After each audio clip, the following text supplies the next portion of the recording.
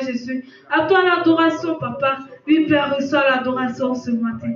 Reçois l'adoration ce matin, Papa. Que tu reçois l'adoration, Seigneur Jésus. Que tu reçois l'adoration, Seigneur Jésus. Que tu touches le cœur de ton chacun. D'âge en âge, tu demeures même. C'est digne de louange. Alpha, Oméga, tu règnes. Son nom est Yeshua. Son nom est Yeshua.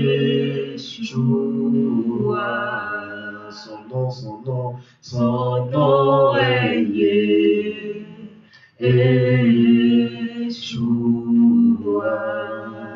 D'âge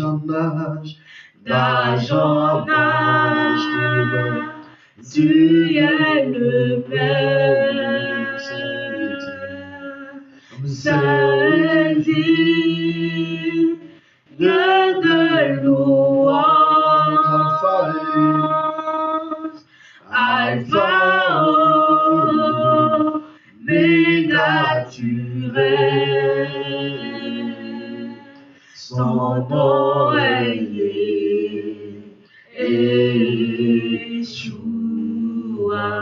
Son nom est Yeshua. Son nom est Yeshua. Et d'avoir adore le Seigneur, dis-lui merci pour sa présence dans ce lieu. Dis-lui merci pour sa présence dans ce lieu. Dis-lui merci parce qu'il est là. Dis-lui merci parce que d'âge en âge, il demeure le même. D'âge en âge, il est l'alpha, l'oméga. Il est celui-là qui est au-dessus de tout. Tiens-toi debout et dis-lui merci. Merci pour sa présence. Tiens-toi debout et dis-lui merci. Merci parce que c'est lui qui voit d'âge en âge, alpha, oméga, digne de louange, digne d'adoration. Nous voulons te dire merci. Nous voulons te dire merci. Nous voulons te dire merci.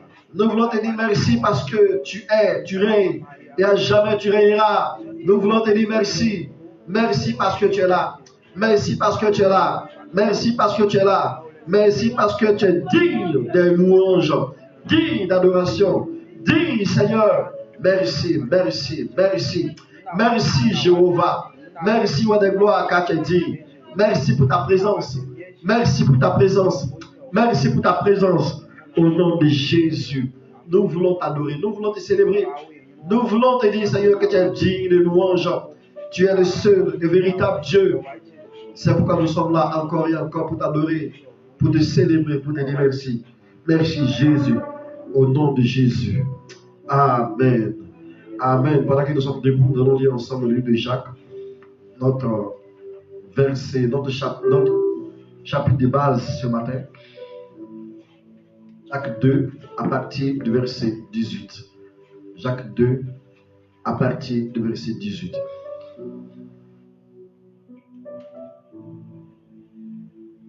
On va commencer à partir du verset 17. Nous lisons la parole de Dieu. Il en est ainsi de la foi. Si elle n'a pas les œuvres, elle est morte.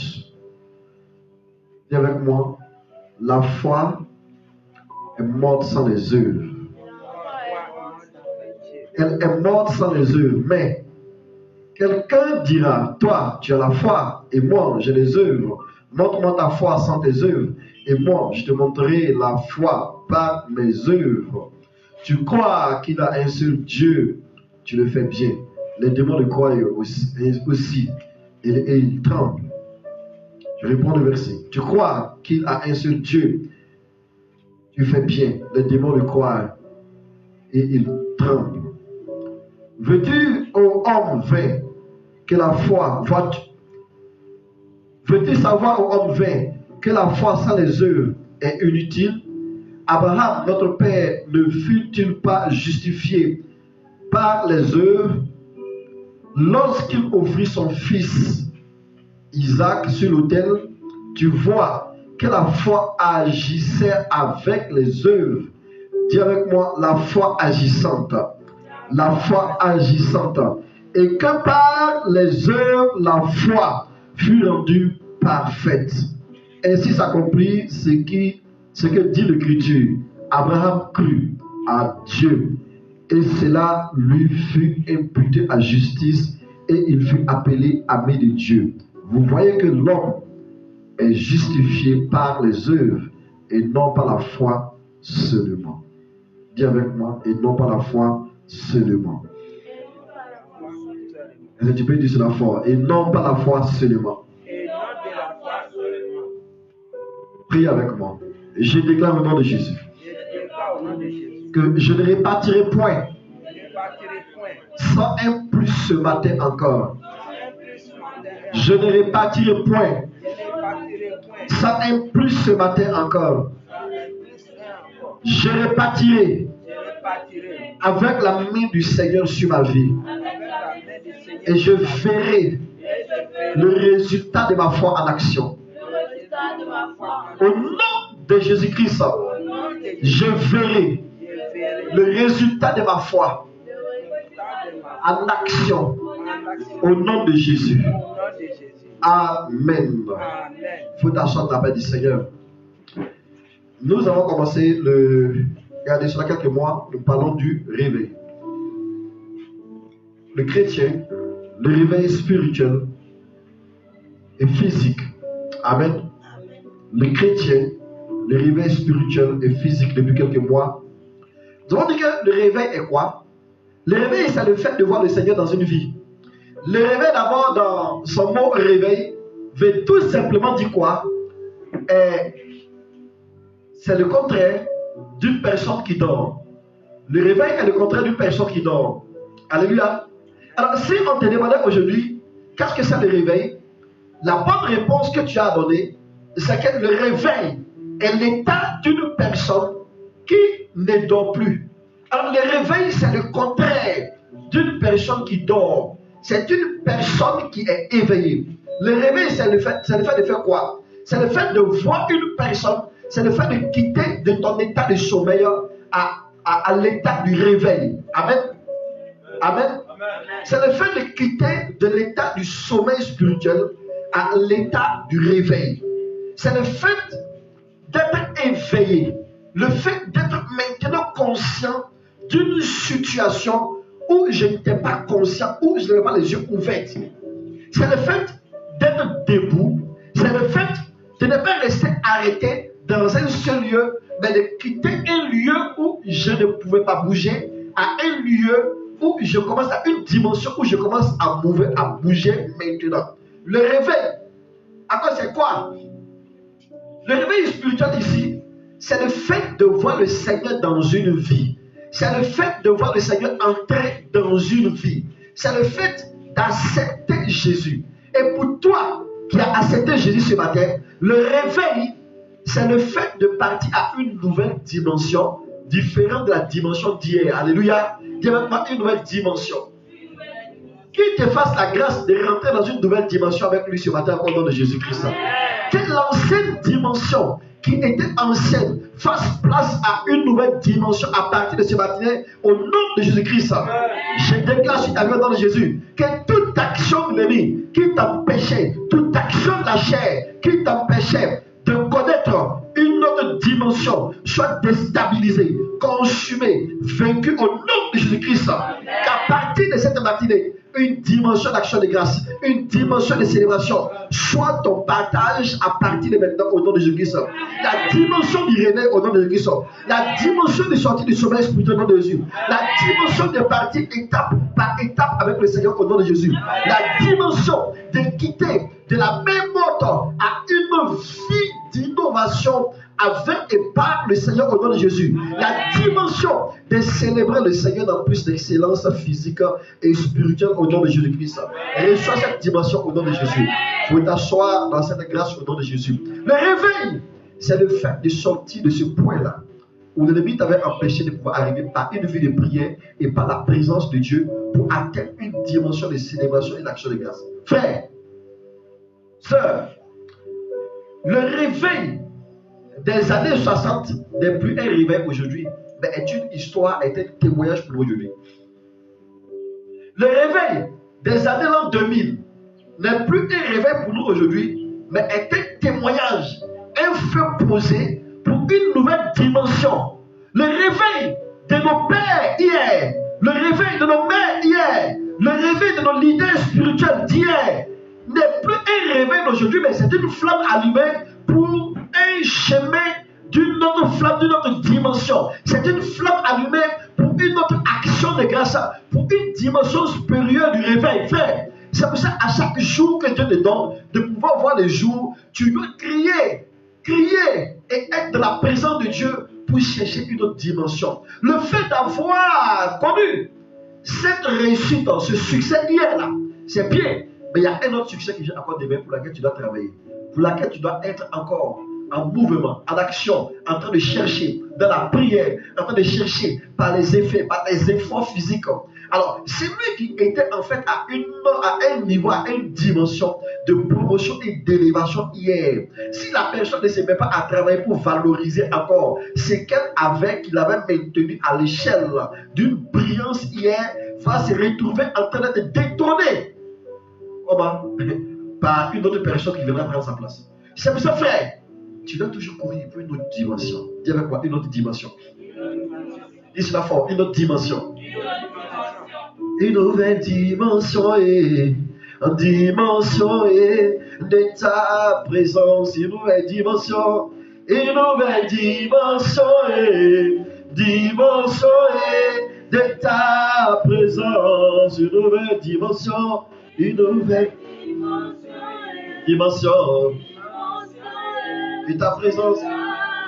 Tu sais, frère et soeur, l'église est née dans un moment de réveil. L'église est née dans un moment de feu. L'église est née dans un moment de gloire. L'église est née dans un moment de terreur où l'ennemi ne pouvait pas s'approcher de l'église.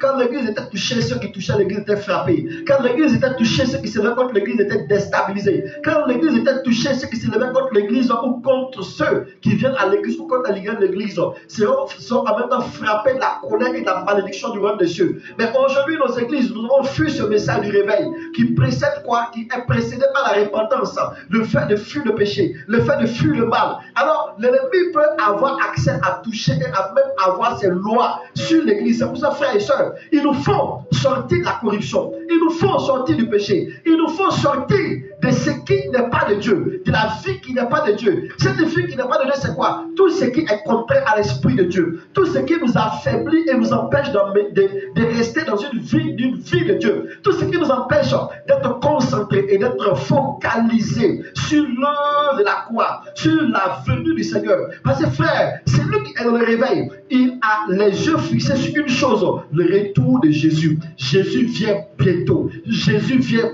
bientôt. Et quand tu te mets en tête que Jésus vient bientôt, tu fuis le mal, tu fuis le péché, tu fuis ce qui n'est pas de Dieu. Frère et soeur, le réveil ne peut pas venir si nous ne fuyons pas ce qui est le contraire de la grâce, de la sanctification. Le réveil n'est pas venu si nous ne nous éloignons pas du mal, du péché, du diable et nous attacher à qui? Au Seigneur Jésus. Frère et soeur, tu as quel niveau aujourd'hui, frère et soeur? Tu as quelle étape aujourd'hui, frère et soeur? L'église est une unité, est un instrument puissant de Dieu pour traquer, pour détruire ce qui n'est pas de Dieu, pour détruire ce qui n'est pas de Dieu, pour abattre ce qui est de Dieu et pour amener les hommes vers Dieu, pour amener la nation dans la paix, pour orienter les nations, les gouvernements vers ce qui est juste, droit, ce qui est bon, frère, soeur. Mais si l'église aujourd'hui se retrouve à une position où elle est manipulée par ce qui n'est pas de Dieu, elle est manipulée par les agents du diable, elle est manipulée par les gens de la chair, le réveil ne pourra pas venir dans cette église. C'est pour ça, frère, soeur, en commençant par toi, en commençant par moi, nous sommes appelés, tu es appelé à sortir de tes intérêts personnels, à sortir de tes intérêts de la chair, à sortir de ton confort pour chercher qui? Pour chercher ce qui est de Dieu. Alléluia. Est-ce que je peux entendre la main de quelqu'un ce matin au nom de Jésus? Est-ce que je peux entendre la main de quelqu'un ce matin au nom de Jésus? Le réveil n'est pas venu. Si tu ne comprends pas ce message, frère, Est-ce que tu peux dire Amen, fort, frère et soeur? Amen veut dire que tu vas sortir de ces niveaux de la mort, de ces niveaux du péché, pour arriver à un niveau, en fait, de Dieu. En fait, une autre dimension, une autre signification de la mort, c'est quoi? C'est le fait, en fait, de vivre dans le péché. De vivre dans ce que Dieu ne veut pas. Ça, c'est la première étape. Ça, c'est la première étape. J'ai quitté ce qui est de Dieu. Et je vis dans le mensonge, je vis dans le péché, je vis dans la corruption, je vis dans ce que ma chair me demande. Ça, c'est la première étape de la définition de la mort. Et la dernière étape de la définition de la mort, c'est de se retrouver totalement dans la mort physique. Parce que quand je quitte dans ce qui est de Dieu, je m'éloigne de Dieu et je m'approche du diable. Je m'éloigne de Dieu, je m'approche du diable. Et en fin de compte, pendant que je suis éloigné de Dieu, je suis dans les proies et je suis dans la main du diable. Frère et soeur, comment le réveil va te trouver là? C'est pour ça que nous devons appeler chaque jour une autre dimension. Une autre dimension. Être plus proche du cœur de Dieu. Frère et soeur, le réveil, c'est le fait d'être toujours auprès de Dieu. Parce que Dieu, il est dans l'infini. Tout ce qui est Dieu est de l'infini, de l'infini, de l'infini, de l'infini, de l'infini.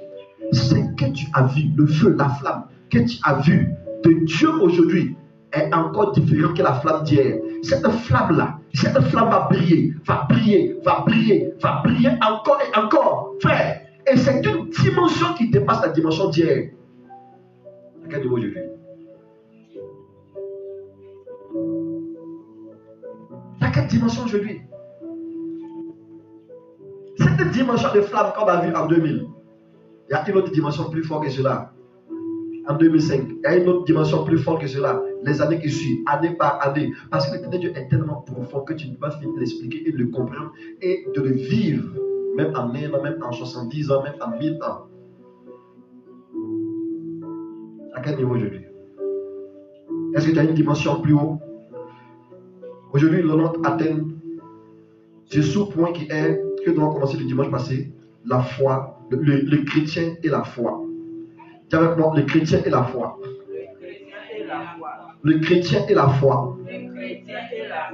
Le chrétien et la foi. Frères et sœurs, je disais comme ça le dimanche parce que il n'y a pas de chrétien si ta chrétienté n'a pas commencé d'abord par le discipulat. Le discipulat, c'est quoi? C'est le fait d'être disciple de Jésus. Tu ne peux pas être disciple de Jésus si tu n'es pas discipliné en fonction de sa discipline. Discipliné en fonction de sa discipline, c'est le fait quoi? C'est le fait de suivre et de mettre en pratique ce qui est écrit dans la parole de Dieu. C'est le fait de lire, de comprendre et de mettre cela en pratique, de te conformer exactement comme ce qui te dit, de partir quand il te dit partir, de t'arrêter quand il te dit t'arrêter, de t'asseoir quand il te dit t'asseoir, de courir quand il te dit de courir. Frère, tu ne peux pas être un bon disciple si tu n'as pas un père, un leader qui doit te discipliner. Si tu n'es pas soumis à quelqu'un, personne ne se soumettra à toi. Si tu n'es pas soumis à quelqu'un, personne ne te soumettra à toi. Si tu murmures avant de bouger, personne ne pourrait être sur ce leadership-là parce qu'ils seront là, ils vont aussi murmurer. Ce que tu fais sous un leader sera aussi la même chose que tu vas récolter demain, lorsque tu seras aussi leader, frère, soeur. Tu ne peux pas être un disciple de Jésus si tu ne mets pas en pratique point par point ce qui est de Jésus. Tu ne peux pas être un disciple de Jésus si tu ne mets pas en pratique point par point ce qui te dit de faire, ce qui t'enseigne de faire par l'homme de Dieu qui vient de la parole de Dieu. Et ce qui te dit de faire là est vu lorsque tu es seul. C'est lorsque tu es seul que ta vie même chrétienne là est notée par Dieu. Quand tu sais t'es qui? Quand il n'y a pas de chrétien, là où tu es là, tu es qui? Et lorsque je suis discipliné en fonction de cela, la Bible dit, quand la Bible dit allez faire de toutes les nations des disciples, alors je deviens disciple, je deviens un disciple, je mets en pratique, je fais comme il le veut, je suis approuvé par le Seigneur, je suis connu par le Seigneur me connaît, et quand je parle, quand je crie, il connaît mon nom. C'est pour ça qu'il dit que non, que le bon berger, il fait quoi? Il connaît la voix de ses disciples. Le bon berger connaît la voix de ses disciples. Est-ce que ta voix est connue par le royaume des cieux? Est-ce que ta voix n'est pas connue par la prostitution? Est-ce que ta voix n'est pas connue par le péché? Est-ce que ta voix n'est pas connue par la corruption? Est-ce que ta voix n'est pas connue par les yeux du diable? Est-ce que ta voix n'est pas connue par ce qui n'est pas de Dieu? Est-ce que ta voix n'est pas connue par ce qui n'est pas de Dieu? Est-ce que ta voix est connue de Dieu? Est-ce que ta discipline est une discipline de Dieu? Est-ce que quand on te voit, on peut voir le Seigneur en toi? Est-ce que quand on te voit, on peut lire la Bible en toi? Est-ce que quand on te voit, on peut voir en toi une personne qui appartient au Seigneur? Est-ce que quand on te voit, est-ce que par le nom de Jésus-Christ, est-ce que tu reflètes le nom de Jésus-Christ, la personne de Jésus-Christ dans ton habillement, dans ton langage, dans ta personne, dans ta manière de faire? Est-ce qu'on peut voir en toi ce qui est du Seigneur? Est-ce que dans ton langage, dans ta coiffure, est-ce que dans intérieurement, dans ton comportement, dans tes manières, est-ce que étape par étape, est-ce qu'on peut voir que toi tu es un disciple de Jésus? C'est lui qui est disciple de Jésus-Christ. Il est appelé en fin de compte le chrétien. Parce que le disciple de Christ, il a une chose qui est en lui. Le disciple de Christ, en lui là, on voit le Christ. Et c'est parce qu'ils ont vu le Christ en eux. C'est parce qu'ils ont vu le Christ en eux. Parce qu'ils ont vu le Christ en eux. Ils ont vu qu'ils se sont laissés conduire par le Christ. Ils ont vu qu'ils se laissent conduire par le Christ. Alors, on les appelle quoi maintenant? On les appelle des chrétiens. Le chrétien est celui-là qui ressemble au Christ. Le chrétien est celui-là qui a la nature de Christ. Le chrétien est celui-là qui vit pour Christ. Le chrétien est celui-là qui est l'image du Christ. Et c'est quand tu vois, est-ce qu'on peut voir l'image de Christ en toi? Est-ce que quand tu as l'argent, est-ce qu'on peut dire que non, lui là, malgré qu'il a l'argent, il est resté disciple de Jésus? Malgré qu'il a la gloire, est-ce qu'il est resté disciple de Jésus? Malgré qu'il est devenu député, qu'il est devenu ministre, qu'il est devenu président de l'Assemblée nationale, qu'il est devenu président, qu'il est devenu leader, qu'il est devenu milliardaire, qu'il est devenu multimilliardaire, est-ce qu'on peut t'appeler disciple de Christ? Est-ce que pendant que ça ne va pas, est-ce qu'on peut t'appeler disciple de Christ? La foi, le chrétien, tu ne peux pas dire que tu es chrétien tant que tu n'es pas un disciple de Christ. Le disciple de Christ, il voit le péché fuir. Le disciple de Christ, il voit la corruption, il fuit. Le disciple de Christ, il voit les œuvres de la chair, il fuit. Le disciple de Christ, il voit les occasions présentées par les diables pour être riche, pour être quelqu'un. Mais il dit non, je suis appelé à un disciple de Christ. Je suis appelé à refléter la gloire de Dieu. Le disciple de Christ, il ne fait pas le mélange avec les œuvres du diable, le mélange avec la chair, le mélange avec les œuvres des ténèbres. Il ne fait pas le mélange d'adoration. Il ne fait pas le mélange. Aujourd'hui, je suis la communion. Aujourd'hui, je suis la communion. Demain, je suis le féticheur. Après, demain, je suis à l'église. Non! Les disciples de Christ, du premier au dernier, Jésus ou rien, Jésus ou rien, Jésus ou rien, Jésus ou rien. Est-ce que quelqu'un me dit Amen? Amen. Est-ce qu'on peut voir en toi que malgré que ça ne va pas, Jésus ou rien? Est-ce qu'on peut voir en toi malgré que tu es dans l'abondance, que c'est Jésus ou rien? Est-ce qu'on peut voir en toi que malgré la pluie, tu sors sur la pluie, je m'en vais à l'église, je serai à l'heure, malgré ce qui va se passer, qu'il pleuve ou qu'il neige, je serai à l'église. Il faut que je vive ma foi, parce que la foi là n'est pas seulement une histoire de paroles. Il dit ici, que démontre-moi ta foi par tes paroles, et moi je ne la démontre pas mon habillement, je ne la démontre pas ma foi, je ne la démontre pas mes œuvres, je ne la démontre pas mes paroles, je ne la démontre pas mon comportement, je ne la démontre pas ma vie. L'église de Jésus, est-ce qu'on peut t'appeler disciple de Christ? Est-ce qu'on peut t'appeler disciple de Christ? Jésus ne veut pas pour moi les protestants. Jésus ne veut pas pour moi les gens qui sont à l'église. Jésus ne veut pas pour moi les gens qui sont à la mosquée. Jésus ne veut pas qu'il prenne les gens qui sont appelés des chrétiens catholiques. Non, Jésus vient chercher ses disciples, des gens qui vivent comme lui. Et tu ne peux pas vivre comme lui si tu ne connais pas sa parole. Tu ne peux pas vivre comme lui si tu ne mets pas en pratique sa parole. Tu ne peux pas vivre comme lui si tu ne cherches pas à être en fonction de lui. Alors pour parler des chrétiens, retournons à la base. Aujourd'hui nous allons faire quoi? Nous allons remplir nos églises. Des personnes qui nous vont faire grossir par engrais spirituel. Oh, quand tu vois là, je vais te donner une place à l'église. Je vais faire de toi cette personne qui a telle position, qui a tel rôle, qui est responsable de tel. Et puis bon, on prend les gars là, on positionne les gens en fonction de leur position sociale, en fonction de leur position économique.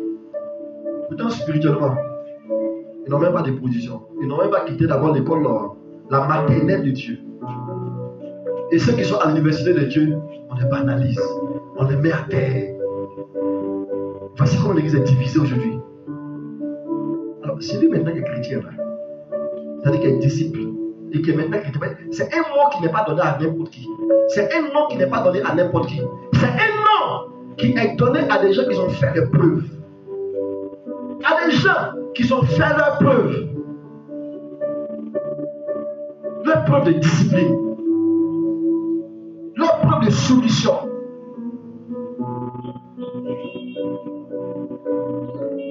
Donc quand tu t'appelles chrétien, tu dois avoir peur. Est-ce que je suis réellement chrétien? Est-ce que je suis réellement chrétien? C'est une histoire de dimension. C'est une histoire d'étape par étape.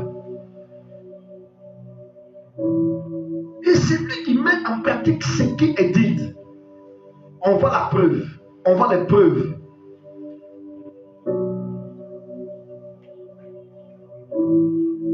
On voit ces preuves. Ces preuves sont quoi? Premièrement, la transformation.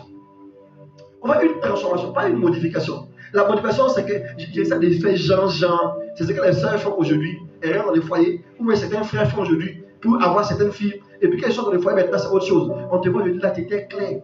Et puis demain, la personne commence à devenir noire. Ou on voit la personne qui est noire. Et puis demain, la personne commence à devenir arc-en-ciel.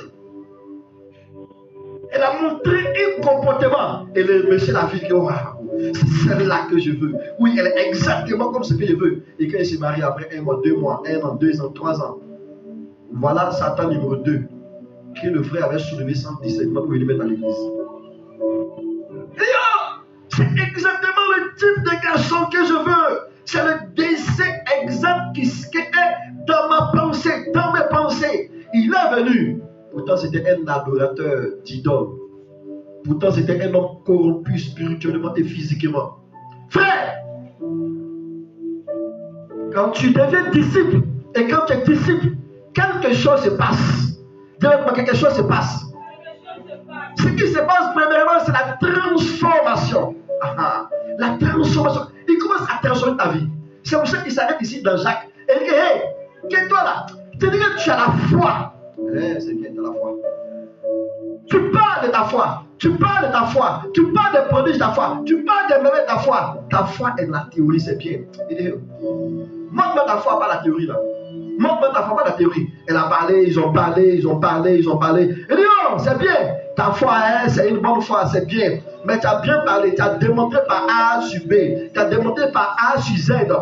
Cette histoire de foi là, tu l'as. Maintenant, c'est bien. C'est une histoire de parole pour toi. Maintenant, il dit, mais attends, moi, j'ai la foi. Je ne parle pas beaucoup. Je fais voir ma foi par ma vie. Je fais voir ma foi par une démonstration de puissance et d'autorité. Je fais voir ma foi.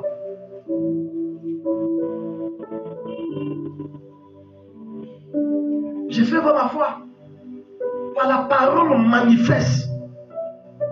Il dit, c'est ainsi que tu as la foi. Voici ce qui va t'accompagner.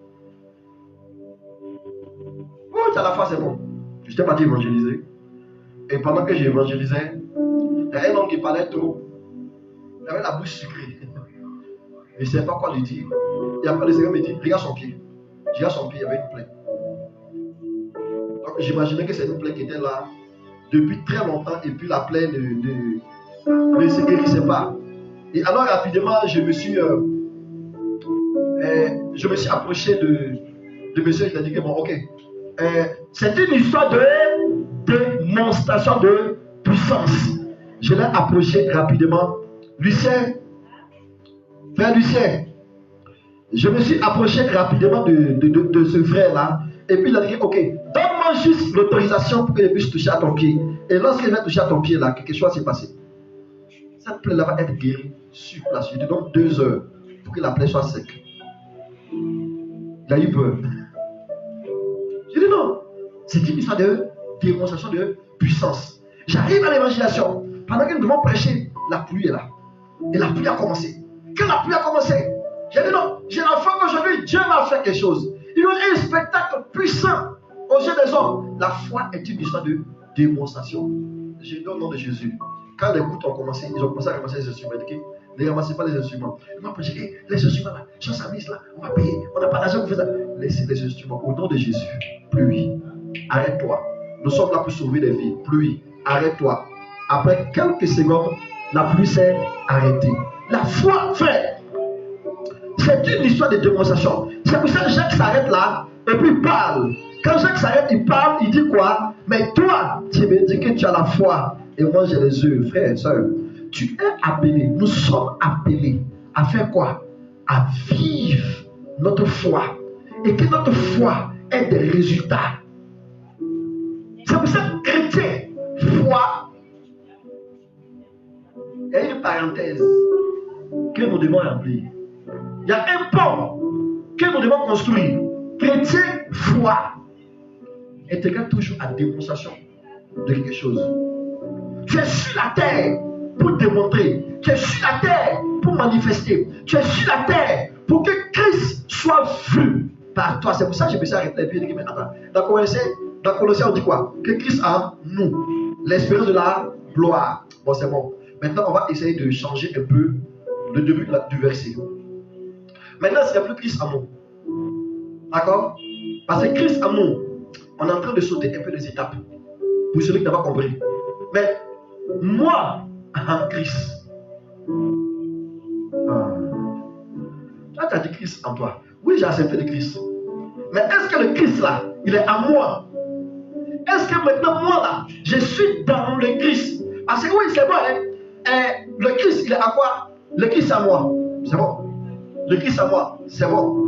Maintenant, si le Christ à moi, j'ai accepté Jésus. Maintenant là, je le transporte où je veux. Je l'amène où je veux. Je parle avec lui où je veux. Maintenant, il y a un deuxième problème. Le Christ à moi, c'est bon. Maintenant, il faut que maintenant moi je parte où lui il veut. Il faut que je sois dans la dimension de Christ, là où il veut, là où il a besoin de moi. C'est pour ça maintenant, c'est pas seulement le Christ à moi, il y a une deuxième étape. Tu avec moi, une deuxième étape. J'ai dit au début que c'est une histoire de la foi, la marche avec le Seigneur, la foi chrétienne, le christianisme, c'est une histoire d'étape à étape. C'est une histoire de marche avec le Seigneur. Parce que quand le Seigneur commence avec l'homme, depuis la Genèse à l'Apocalypse, il se révèle en tant que le seul Dieu relationnel. Il cherche quelqu'un avec qui il va marcher avec le Dieu, marcher avec le Seigneur. Il cherche quelqu'un avec qui il va marcher. Tu comprends? Et si tu dis, j'ai accepté Jésus, c'est une histoire de marche qui commence. Et tu ne peux pas marcher avec quelqu'un où deux personnes ne peuvent pas marcher ensemble s'ils ne sont pas d'abord compris sur des règlements de base. C'est pour ça, avec le Seigneur, ce n'est pas une histoire de démocratie, c'est une histoire de dieucratie. C'est que lui, il a dit. Maintenant, si toi tu veux faire ce que toi tu veux, prends ton chemin et va dans la direction que toi tu veux. Et en tout cas, il est assis là et puis t'attends. Quand tu vas finir là, si tu vois qu'il y a un bon résultat, alors bonne route. Mais tout simplement qu'il y a ces deux chemins. Et ce chemin-là, quand tu n'es pas dans ce que lui il a dit, ça peut marcher. En pourtant, la démocratie dit que bon, alors faisons partie pour partie, que tout le monde soit content. Mais Jésus te dit que non, pour que toi tu sois content là, j'ai déjà tout planifié. Parce que c'est moi qui t'ai créé, c'est moi qui j'ai créé tout ce qui est là. Maintenant, je suis en toi. Maintenant, est-ce que toi tu es en moi? Parce que si toi tu es en moi, je t'enverrai dans la sécurité, dans ta destinée. Christ en nous. Mais est-ce que nous sommes en Christ? C'est pour ça rapidement, en résumé de ce que nous avons vu le dimanche passé, nous allons parler du premier point, le but de notre foi. Le but de notre foi ici, c'est de démontrer le Christ. Nous avons vu cela dans le livre de Jacques 2, le verset 18 à 24. Nous avons lu Jacques 2, 18 à 24, notre passage de base. Le but de notre foi, c'est de démontrer le Christ, faire des nations des disciples, pas faire des nations des chrétiens ou des adeptes des églises. Non, parce que le mot chrétien déjà, comme j'avais dit au début, le mot chrétien commence par la discipline. Discipliné à qui? À Christ. Discipliné selon qui? Discipliné selon Christ. Pas des adeptes des églises, pas des adeptes d'un pasteur, mais des adeptes des chrétiens, des disciples en fonction de qui? Du Christ. Alors tu ne peux pas t'appeler disciple. Tu ne peux pas t'appeler chrétien si tu n'es pas d'abord disciple. Le disciple, il est en fonction de son maître. Le disciple, quand on le voit, on dit, il est exactement comme le maître. Donc on ne peut pas dire que non, il est exactement la phrase on dit, oh, lui là, c'est un chrétien. Juste de cela, chrétien. Il tient à Christ. Il tient à Christ. Malgré tout, il tient à Christ.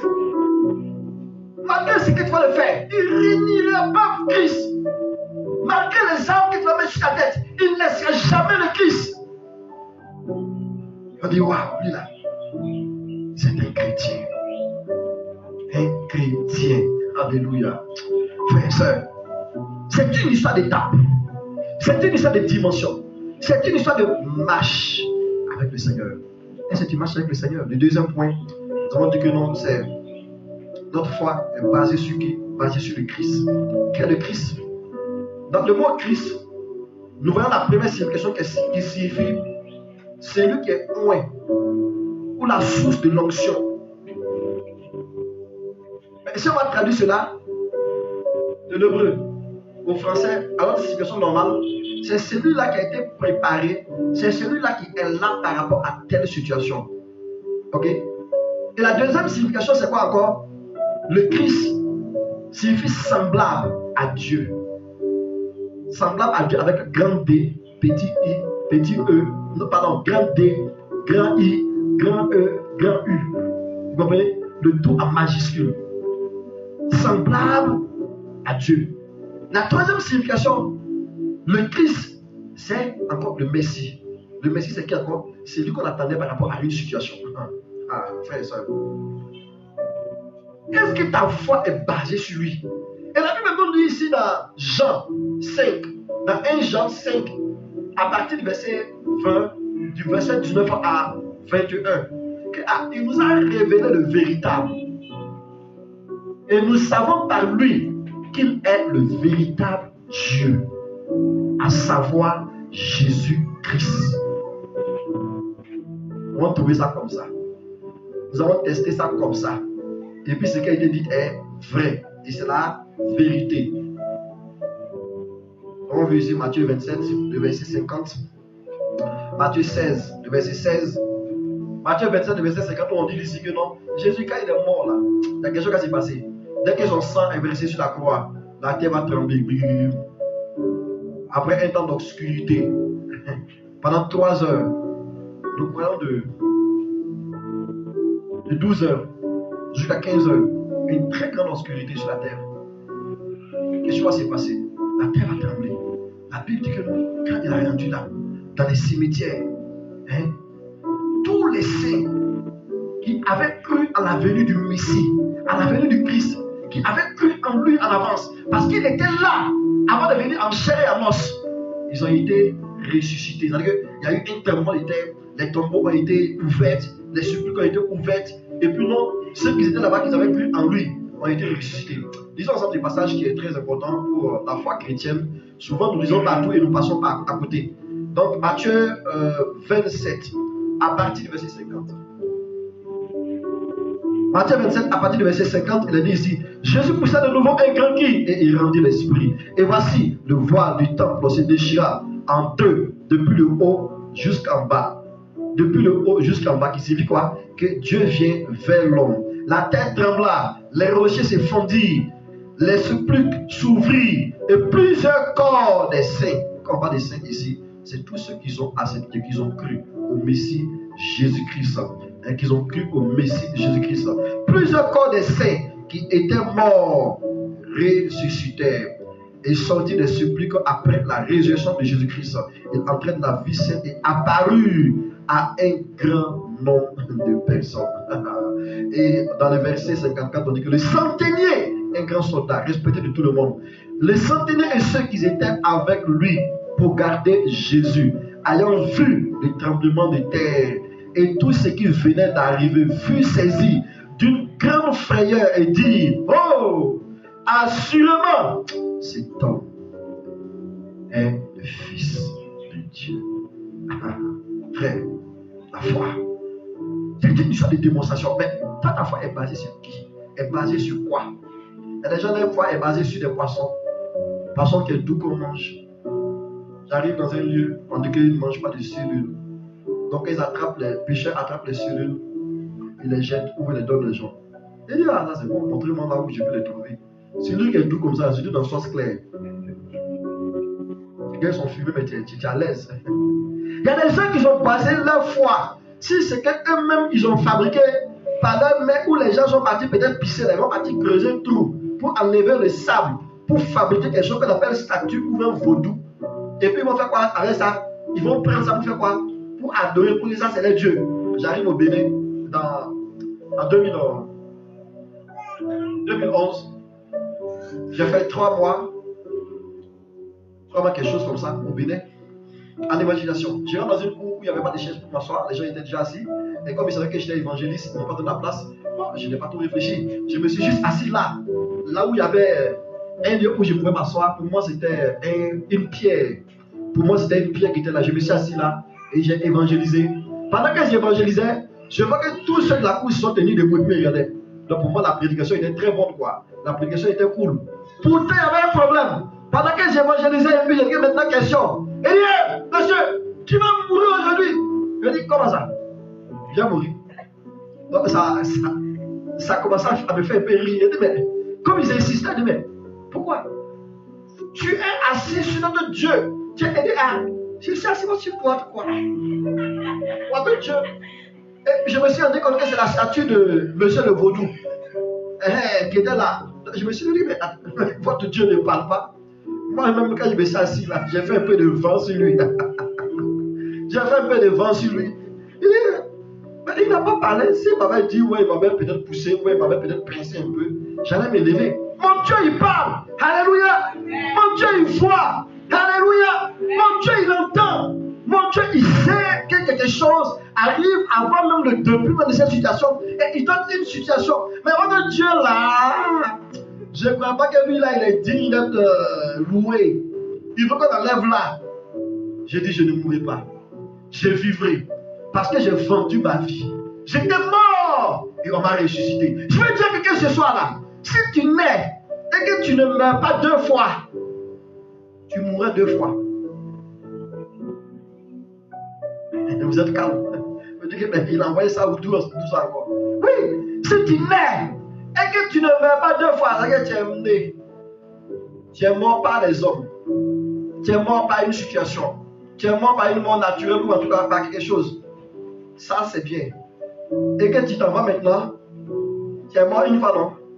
Maintenant tu vas de l'autre côté là. Tu n'as pas connaître la vie éternelle. Mais si tu es né, tu as accepté Jésus. C'est une mort. Parce que là, tu dois mourir en Jésus. Tu dois donner ta vie à Jésus. Tu ne dois plus vivre pour toi-même. Tu ne dois plus vivre pour ta personne. Ta volonté là doit mourir. Ton moi là doit mourir. Ta personne là doit tomber à terre. Amen. Quand tu as pris tes économies, tes milliards, Seigneur, c'est pour faire quoi? Qu'est-ce que tu veux que je fasse avec ça? C'est-à-dire que si tu ne peux pas arriver à ce niveau, on t'a donné, tu as reçu, tu as été béni pour donner. Ta vie là, c'est pour le Christ. Ta vie là, c'est pour le Seigneur. Tu es prêt à tout, tu es prêt à mourir pour lui. Tu n'es pas encore mort. Tu vas mourir une fois. Et tu vas encore mourir une deuxième fois pour la vie, pour la mort éternelle.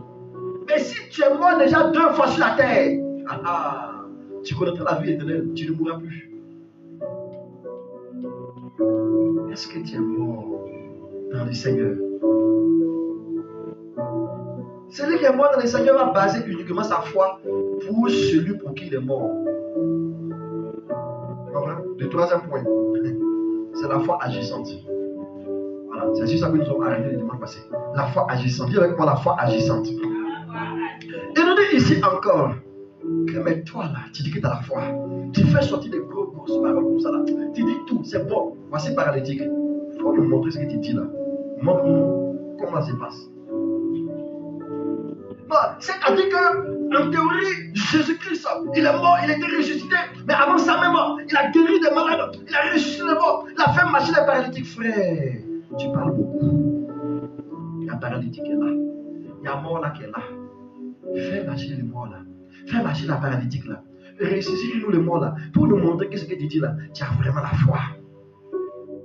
Et, en tout cas, moi j'ai la foi. Hein? En tout cas, moi j'ai la foi. Non. On sait que tu as la foi. Mais la foi, il dit ici que c'est une histoire de démonstration de. Je dois voyager. Je me retrouve au Ghana. Mais pour arriver à quitter là où je suis au Ghana, pour arriver à Accra, déjà, ça me fait déjà 5 000 francs. Non, 7 000 francs. Et j'avais ça. D'accord. Ceux qui connaissent le Ghana, j'étais à Pépiasi, dans la zone nord de l'ouest, dans la région Ashanti. Et je dois quitter là pour arriver à Accra, Abidjan, environ 15 000 francs. Abidjan, pas à ma destination. Voyez un peu, donc, encore peut-être quelque chose de 50 ou de 30. Bon, avec les tracasseries routières, tout ça, parce que c'était pas dans la Covid, quelque chose de 50. Et les retours, même chose. Donc, il fallait que j'attrape 100 ou 110 000, 120 000 pour assurer mon voyage aller-retour. J'avais que 5 000 francs. Mais il faut que je voyage. Ceux sur qui je comptais, ils ont dit, tu voyages pas passer des programmes là. On n'est pas avec toi. Dieu nous a dit. Ah, c'est monté une autre dimension. Hein. Il y a des dieux maintenant qui vont parler dans l'oreille de tout le monde. Dieu t'a dit, c'est bon. Moi là, par rapport à ma situation là, qu'est-ce que Dieu m'a dit? Vous savez que Dieu t'a parlé. Il va toujours te donner la paix du cœur ou un verset de base suivi de cette vision ou de cette révélation. Ça, c'est indiscutable, quoi. C'est indiscutable. Qu'est-ce qu'il t'a dit quand tu t'engageais dans cette relation avec cette fille-là? Qu'est-ce qu'il t'a dit quand tu t'engageais dans cette relation avec ce garçon-là? Qu'est-ce qu'il t'a dit quand tu as commencé ce projet? Parce que ce qu'il t'a dit là est la sécurité, est l'assurance de la sécurité lorsque ça ne va pas aller. Tu vas t'appuyer sur ça pour dire, ah Seigneur, rappelle-toi, tu m'avais donné tel passage. Et tu m'as dit non, c'est sur la base de ce passage-là que je ferai. Quand Pierre a fini de parler, il dit ah Pierre, tu as bien dit, sur cette déclaration, je bâtirai mon église. Il dit ah, les gens n'ont pas compris. Jésus a dit qu'il va bâtir son église sur Pierre. Non, il n'a pas dit qu'il va bâtir son église sur Pierre. Il dit que sur ta déclaration, quelle déclaration? Il dit que mais les gens disent qui tu es. Tout le monde a dit que non, tu es Élisée. D'autres ont dit que non, tu es tel prophète. D'autres ont dit que non, tu es. Il dit que c'est bien. Mais vous, elle dit ah, frère là. Parce que Pierre, c'est monsieur tout le monde. Quand on dit quelque chose, c'est l'auto-proclamé. Quand on dit quelque chose, hé moi, je parle. Il parle au nom de tout le monde. Elle dit non, mais moi, j'ai dit, et nous disons que tu es le Christ, tu es le Fils de Dieu, tu es Dieu. Et là, Pierre, c'est bien. Sur la déclaration que tu viens de faire là, je bâtirai mon église. Et aucune œuvre des ténèbres, même Satan lui-même, ne pourra avoir de l'autorité et de l'impact sur lui. C'est pour ça, frère, si tu bâtis sa vie sur Jésus, rien ne pourra t'arrêter. Si tu bâtis ta foi sur Jésus, rien ne pourra t'arrêter. Si tu bâtis ta personne, ta vie, ta relation, ton foyer, tes projets sur l'Église et que tu te mets à travailler jour et nuit par rapport à cela, en te basant sur le Seigneur, toutes les ténèbres qui se lèvent contre toi seront vaincues au nom de Jésus-Christ. Frère, parce qu'avec lui, quand nous bâtissons notre foi sur lui là, c'est une histoire de dimension à manifester. Les épreuves vont venir, c'est vrai, mais il va t'envoyer étape par étape dans une histoire de dimension supérieure. Frère, je me retrouve à ce niveau-là où je dois partir. Mais comment faire? J'ai préparé mes bagages. Soutien ou pas soutien, Seigneur, tu es capable de faire apparaître l'argent dans mon sac. S'il y a quelqu'un qui a créé quelque chose qu'on appelle bédou magique, et puis ça peut faire vomir l'argent, Seigneur, tu es plus de lui là. Tu peux m'envoyer l'argent comme tu veux, quand tu veux, où tu veux. Les gens disent que tu es mystique, c'est vrai, mais moi je crois que le mysticisme là, ça a commencé par quelque chose qu'on appelle le miracle. Et les gens, quand ils voient tellement de miracles qu'ils ne comprennent pas, ils vont mystifier ça, Seigneur. Moi je m'en fous de comment l'argent va venir. Peut-être que je vais ramasser ça en coup de route, mais c'est que je sais, Seigneur, l'argent viendra, l'argent viendra, l'argent viendra, l'argent viendra. Frère, si tu bâtis ta foi sur le Seigneur, tu t'attendras au Seigneur. Si tu bâtis ta foi sur les idoles, tu t'attendras aux idoles. Ils te donneront et ils te mangeront après. Tu bâtis ta foi sur qui? Sur quoi? Ah, je suis resté là, j'ai commencé à préparer mes bagages. Le lendemain, j'ai pris tout mes bagages. J'ai dit que je m'en vais. On dit que, mais est-ce que tu as les moyens? Oui, j'ai les moyens. Tu as quel moyen? Tu ne peux pas comprendre parce qu'il m'a dit, va, achète sans argent. Va et mange sans argent. Va et voyage sans argent. Va et bouge sans argent. Va et bâtis sans argent. Va et bâtis. Fais tout ce que tu veux faire sur la base de ce que je t'ai donné comme passeport, la foi. Frère, plusieurs n'ont pas besoin d'argent parmi nous.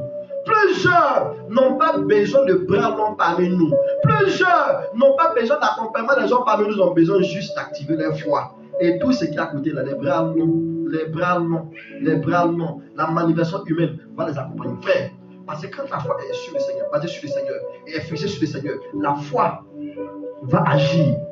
C'est ce que nous dit dans Jacques 2. le verset 18, le verset 19, jusqu'au verset 24, si tu bases ta foi sur lui. Chrétien, chrétienne, quel est le niveau de ta foi aujourd'hui? Est-ce que ta foi agit? Est-ce que ta foi produit? Est-ce que ta foi produit? Il y a Ézéchiel. Est-ce que ces ossements-là pourront revivre un jour? Ézéchiel s'arrête. Il regarde. Il dit que si j'ai dit oui, elle t'avait pour ici.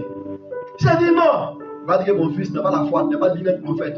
Elle dit oui, Seigneur, toi seul, tu le sais. Basé sur ta foi. J'allais préparer mes bagages. Et quand j'étais en route, mon portable sort. Alléluia. Quand ton portable sort de bonnes nouvelles au nom de Jésus. Mais ne compte pas sur le numéro de téléphone. Comme sur le numéro du Seigneur. La prière. Mon portable sonne et dit allô. C'est papa et elle dit oui, c'est moi. Et écrivez ces numéros-là. Je viens de vous envoyer. Tu vas d'envoyer quoi? Attends, ça là. Même si il n'y a pas de truc, il y a un qui est là. On va écrire. Frère et soeur. J'ai fait d'écrire. Elle dit, mais va à la banque. J'envoie telle somme. Parce que j'ai appris qu'il y a un événement dont tu n'as pas dit. Le Saint-Esprit est rapide comme ça. Et rapidement, il a parlé. Écoute, frère, la foi est plus rapide que tous les réseaux internet compilés sur la terre. Frère!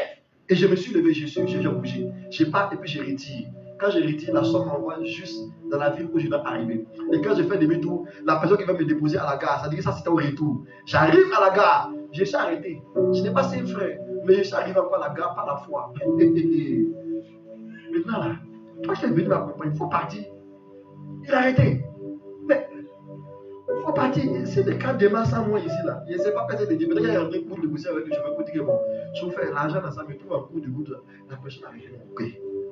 La foi, c'est que tu m'as envoyé là. On a commencé ensemble. On va terminer ensemble. C'est notre problème de nous les chrétiens. On a commencé avec le Seigneur. Non, au début là, le Seigneur faisait, le Seigneur m'a accompagné de dimension en dimension. Maintenant je ne comprends pas. Quand je prie, il ne dit rien. Quand je fais ceci, il ne fait rien, frère et soeur. Quand c'est comme ça, le Seigneur t'appelle à venir t'asseoir dans sa présence. Va, il faut t'asseoir dans ta présence. Calme-toi, écoute sa voix. Calme-toi. S'il ne parle pas là, reste là. Recharge-toi. Véhicule qui ne bouge plus là, envoie ça au garage. Quand les voyants de l'essence commencent à allumer là, va à la station, va te recharger. Il y a plusieurs chrétiens qui doivent répartir la station pour se recharger parce qu'il n'y a plus de vitesse. Tu dois répartir pour changer l'huile. Il n'y a plus de motivation. Répare dans la présence de Dieu. Répare dans la présence de Dieu. Oh Seigneur, comment faire? Je me suis rappelé qu'il a commencé avec moi. Et il dit, quand il commence, il termine. Alléluia. Il a commencé avec quelqu'un ici. Il terminera avec toi au nom de Jésus-Christ. Tout ce qui t'empêche de voir la finition, la termination de ce qu'il a commencé ta vie là, soit déstabilisé ce matin au nom de Jésus-Christ. Soit brisé ce matin au nom de Jésus-Christ. Soit vaincu ce matin au nom de Jésus-Christ. La Bible dit qu'acclamation sur acclamation, l'édifice finira au nom de Jésus-Christ. Oh, les soins, c'est là au nom de Jésus. Vous t'asseoir la paix du Seigneur au nom de Jésus. Et je m'en vais vers le guichet. Quand je m'en vais vers le guichet, j'entends des rêves. C'est pour partir faire quoi au guichet? J'ai dit, je m'en vais prendre mon billet. Et j'entends la voix qui dit que non, j'ai déjà le billet. J'ai déjà le billet. Alléluia. Et quand j'arrive, j'ai le billet. Et arrivé à une autre ville, je prie pour des gens qui m'attendaient aussi. Et là, l'Éternel Dieu va ouvrir une porte jusqu'à la destination finale. Je vais pour la destination finale. La destination finale de ta vie n'est pas basée sur tes diplômes. Laisse-moi te dire cela. La destination finale de ta vie n'est pas basée sur ta beauté. La destination finale sur ta vie n'est pas basée sur ton mariage, sur ton mari, sur ta femme ou sur ton travail. La destination finale est basée sur ta relation avec le Seigneur. Sur ta relation avec le Seigneur. C'est ta foi qui agit. Cette foi qui agit peut t'amener à la retraite, à partir de la retraite là, à une dimension de gloire que tu n'as jamais connue, que tu as appelé succès pendant ta période d'activité. Les grands hommes qui ont souvent impacté le monde ont été souvent des hommes qui ont travaillé hors de leur domaine où ils étaient embauchés. Quel est le domaine de ta foi aujourd'hui? Quelle est la base de ta foi aujourd'hui? Ce troisième point nous dit que non, ta foi qui est basée sur le Christ là, doit mouver, doit bouger. Est-ce que ta foi bouge? Est-ce que ta foi a des actions?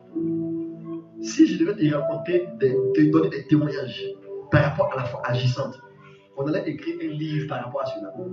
Est-ce que ta foi bouge? Chrétien, tu es chrétien pour que ta foi bouge. Tu es chrétien pour que tu puisses avoir des résultats.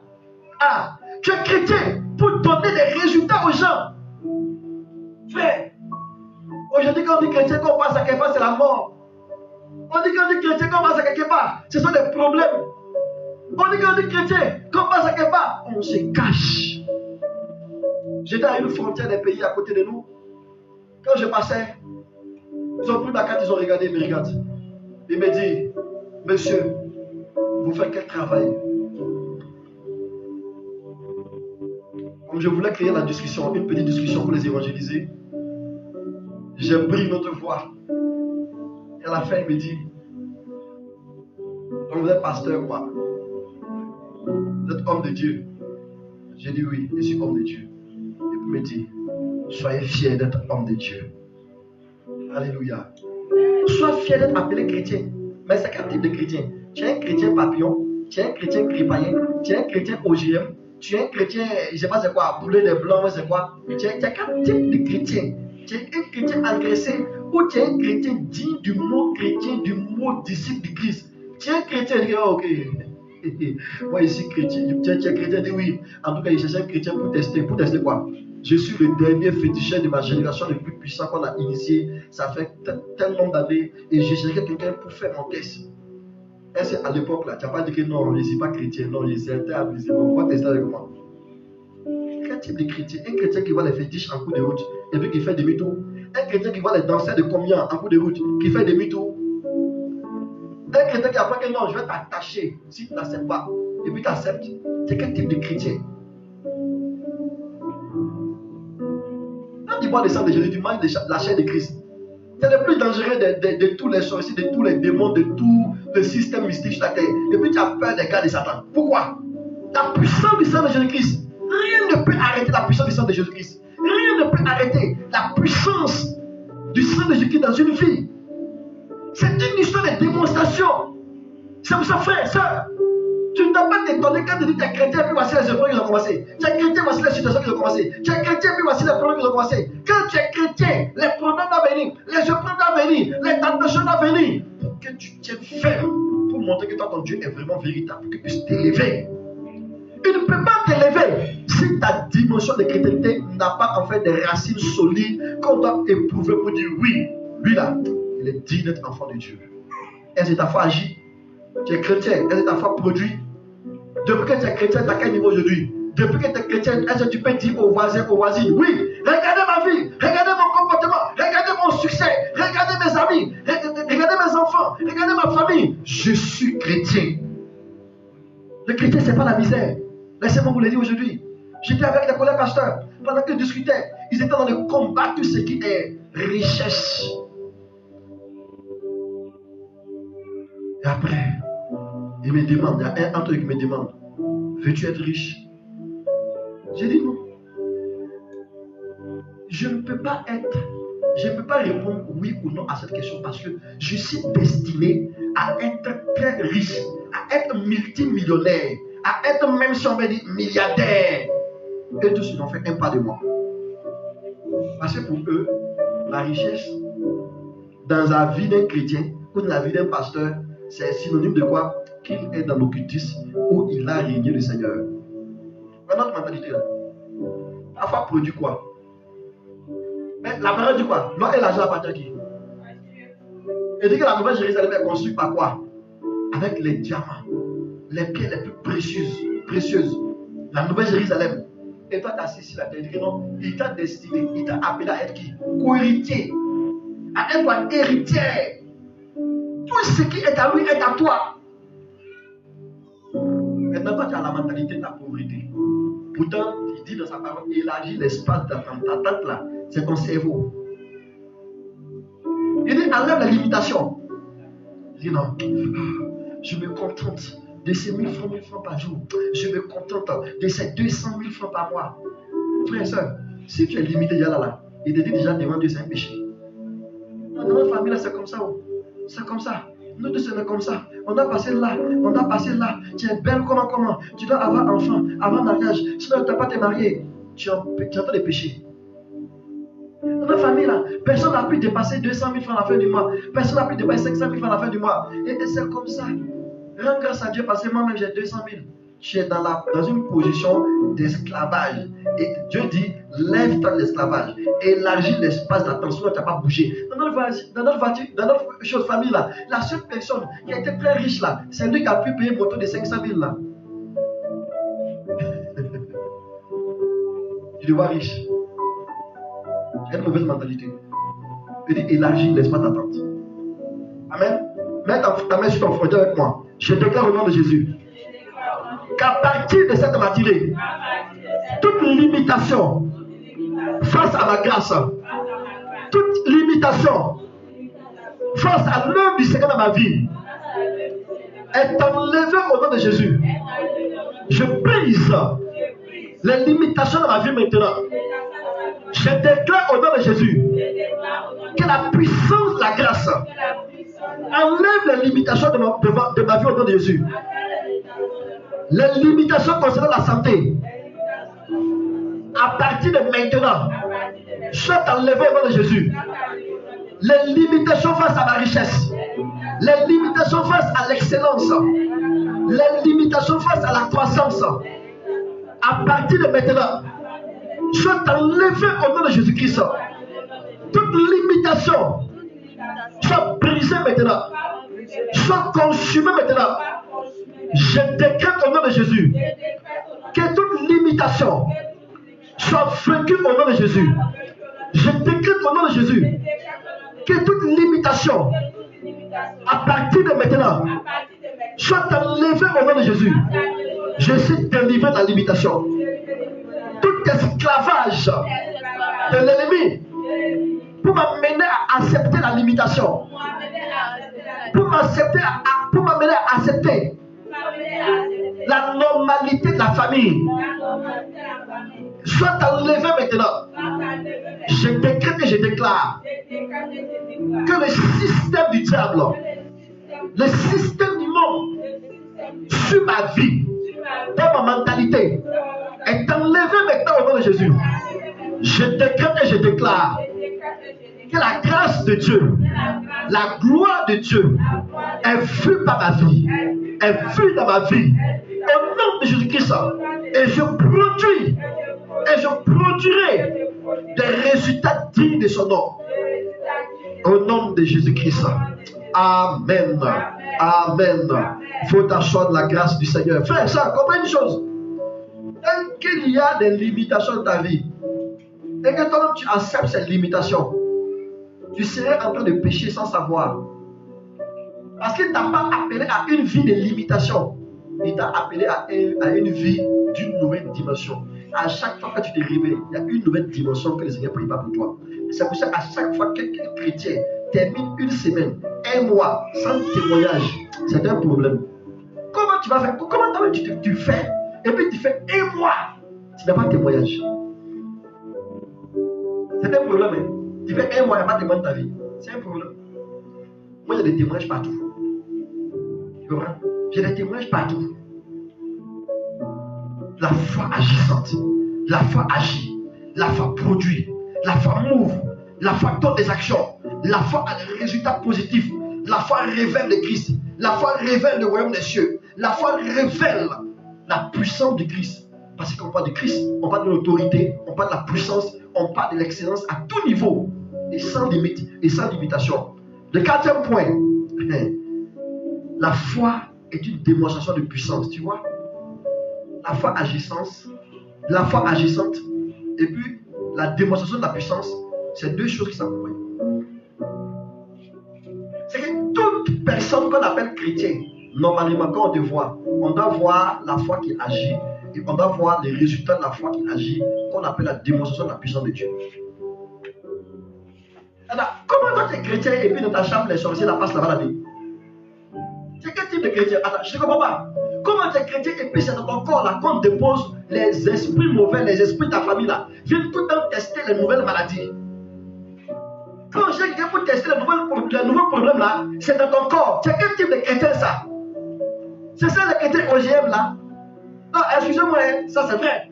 C'est quel type de chrétien? Tout ce que le diable veut créer, veut essayer, veut tester sur la terre là. C'est pas ta vie. Les problèmes, pas ta vie. Le manque de travail, c'est pas ta vie. Galère, c'est pas ta vie. Le problème de maladie, c'est pas ta vie. C'est comment? Si tu es comme ça ce matin, on va t'envoyer dans le garage de Dieu. On va te démonter. Et puis on va regarder c'est quelle pièce qui ne fonctionne plus normalement. Tu comprends? C'est quel type de chrétien? Un chrétien, c'est un transporteur du royaume des cieux. S'il n'a plus accès à là-bas, le royaume des cieux, depuis que le Christ a versé son sang, s'il ne peut pas contre le Christ, frère et soeur, c'est qu'il ne peut pas contre toi. Mais le Christ à toi, le Christ est à toi, Colossiens 1. Christ à moi, l'espérance de quoi? De la gloire. On devrait lui donner chrétien. Christ à toi, Christ à moi, l'espérance de la médiocrité. Christ à moi.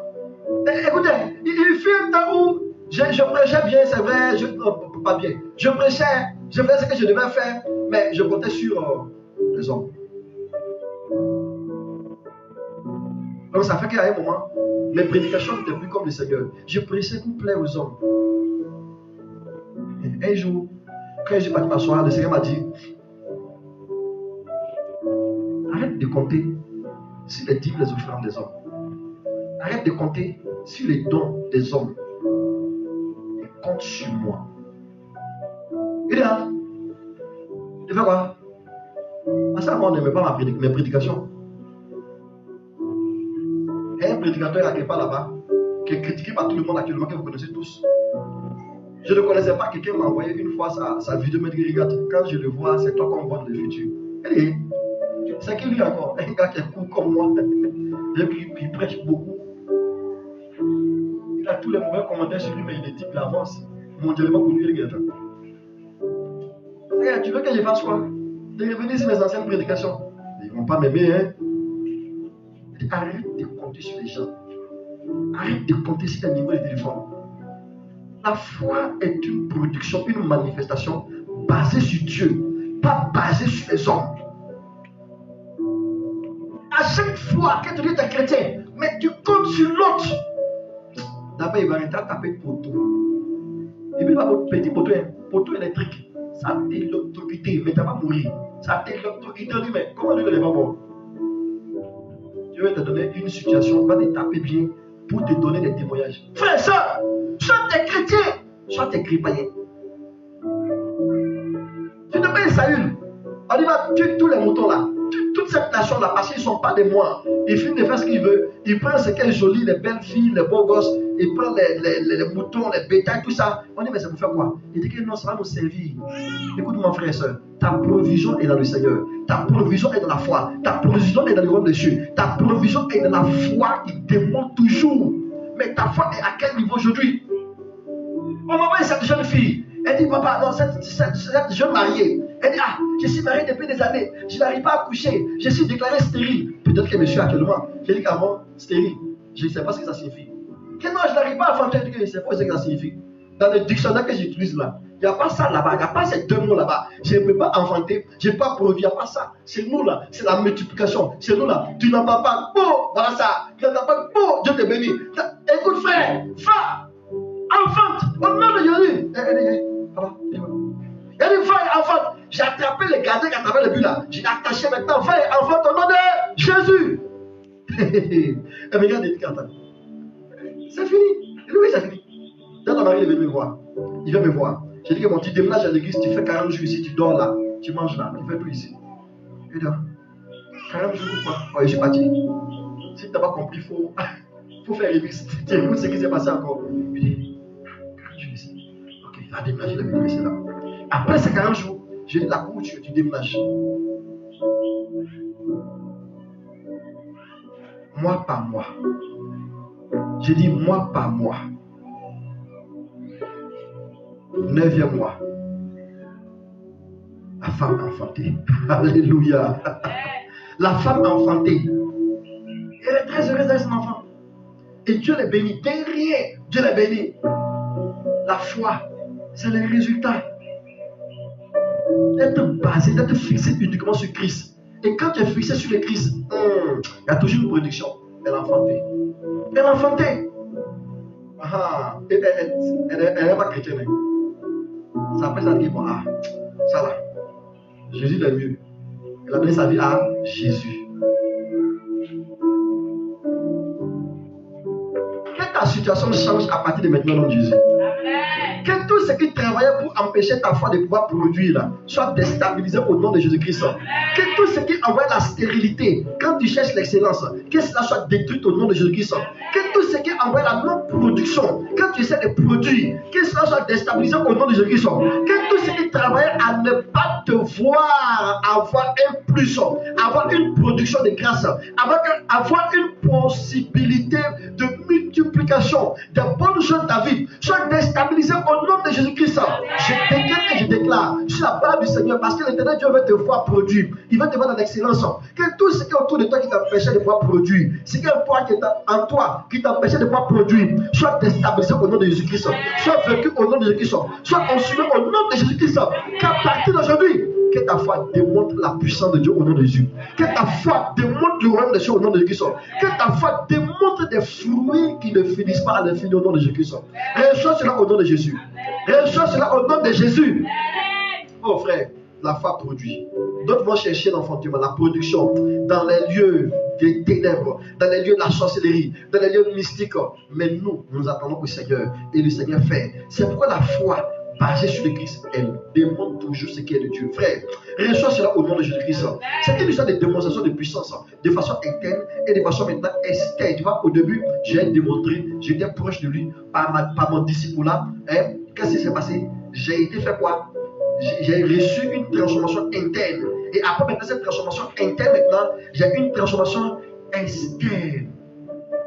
Les gens voient, c'est vrai. Maintenant, quand je dis, quand je parle, ça se produit. Quand j'encourage la manifestation, frère, dans ton service, dans ton domaine, le Christ veut se manifester. Dans tes activités, il veut se manifester. Dans ton foyer, il veut se manifester. Tu as tant lutté avec ta femme, tu as tant lutté avec ton mari. Arrête de lutter. Il y a des luttes là. On fait plus avec sa bouche. On rentre dans le lieu secret. C'est un secret que je donne aux mamans.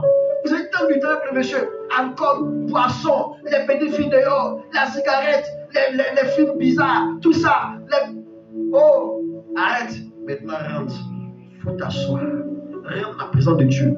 Aucun homme ne peut tenir debout devant une femme qui est dans la présence de Dieu, qui est agénée dans la présence de Dieu, avec des bonnes causes. Avec des bonnes causes, hein. La femme qui t'a essayé de transformer, tu n'as pas pu là. Aime-la et rentre dans la présence de Dieu. Amène-la dans la présence de Dieu. Rien ne peut résister à la présence de Dieu. La foi, c'est une histoire de démonstration. C'est une histoire de démonstration. Ils n'ont pas pu faire avec Jésus. Jésus arrange. La foi, c'était une sorte de démonstration du royaume de Dieu vers la terre. Le cinquième point, où on va arrêter ce matin. Écoute frère, la foi, pour qu'elle puisse avoir un résultat positif à tout niveau, un résultat très positif à tout niveau, elle a besoin d'une seule chose. Quand on parle de discipline, c'est arrêter de mélanger ce qui n'est pas de la foi à ce qui est de la foi. Plusieurs personnes aujourd'hui, nous mélangeons la tradition avec la foi. Nous mélangeons la religion avec la foi. Nous mélangeons la théologie avec la foi. Nous mélangeons ce qui n'est pas de Dieu avec la foi. Tant que tu mélanges ce qui est de l'autre côté avec la foi, celle-ci ne produira pas. Parce que la foi là, c'est la vie du royaume de Dieu que nous emmenons sur la terre. Et la foi là, c'est l'essence, c'est le canal, c'est le passeport pour venir mélanger ça. Aucun passeport, tu ne verras sur aucun passeport où ils ont écrit 2 nationalités, 3 nationalités, 4 nationalités, ou même 2 drapeaux, ou 3 drapeaux. Non, c'est toujours un drapeau. Tu peux être d'une autre nation et passer de te marier à l'autre. Tu as le droit de pouvoir avoir sa nationalité, mais tu ne vas pas avoir 2 drapeaux sur cette carte ou sur ce passeport. Pourquoi? Parce qu'on ne fait pas de mélange en ce qui concerne ces dossiers-là. Et les dossiers du royaume des cieux, nous faisons l'erreur aujourd'hui de mélanger ce qui est la tradition des hommes à la tradition de Dieu. Le christianisme, Le christianisme, c'est une histoire de démonstration. Le christianisme, c'est une histoire de vivre la vie du royaume des cieux sur la terre. Le christianisme arrêté, c'est quoi? La vie chrétienne, c'est quoi? C'est le fait de vivre la vie, la tradition du royaume des cieux sur la terre. Mais toi, tu vas venir, tu vas mélanger une tradition avec une autre tradition. Comment ça va être possible? Le feu va consumer les deux. Parce que les deux ne seront pas d'accord. Tu comprends un peu, frère? C'est pour ça, frère, pour que le christianisme puisse fonctionner, pour que ta foi puisse fonctionner normalement, tu dois retenir pour toujours que le christianisme, la foi, cette vie que tu mènes là, c'est une vie qui se vit déjà ailleurs. Qui se vit où ça? Dans le royaume des cieux. Si tu mets pas dans ta tête que c'est une vie qui se vit dans le royaume des cieux, tu vas taper poteau. Tu ne vas pas voir les résultats de ta foi. C'est pour ça le 5e point, c'est que la foi marche toujours avec l'intimité avec Dieu. Est-ce que tu es un homme qui a une intimité avec le Seigneur? Est-ce que tu es une personne qui a une intimité avec le Seigneur? Pourtant, tu ne peux pas dire que tu es intime à Dieu. Et puis ta vie là, tu es de la désobéissance. Alors pourtant, l'intimité, on n'est pas avec cette histoire d'intimité. C'est une histoire de progression. C'est une histoire de quoi? De marche. Qui parle d'intimité, pas de discipline. Qui parle d'intimité, pas de mettre en pratique la parole de Dieu. Qui parle d'intimité, pas de passer du temps de la présence de Dieu. Pas pour crier, pas pour chasser les démons. Non, pour écouter le cœur de Dieu. Seigneur, quel est le projet que tu as pour cette nation?